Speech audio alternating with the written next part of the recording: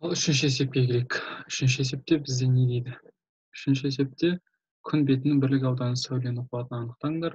Күн бетіндегі температурасы 6000 кельвин деп алыңдар дейді. Сонда менде берілгенде Т 6000 кельвин.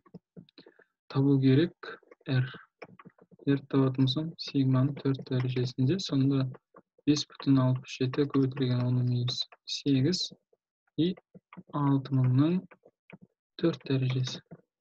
Сонда есептеймін. 5,67 көбейтілген 10 минус 8.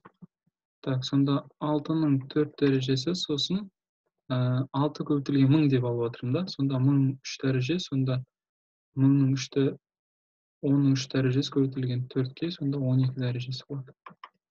Сонда қараңыздар, 5,67 көбейткенде оңай болсын. Сонда 10-ның 6 дәрежесімен 36 көбейтілген 36 деп жазылған.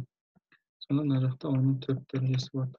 Сонда менде есептеген кезде 73-ті 5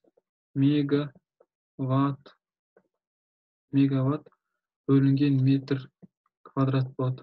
Сонда мен бірлік аудан бетіндегі десе, сонда бірлік деген, сонда 1 деген сөз, значит, сонда менің қуатым 73-ті 5 мегаватт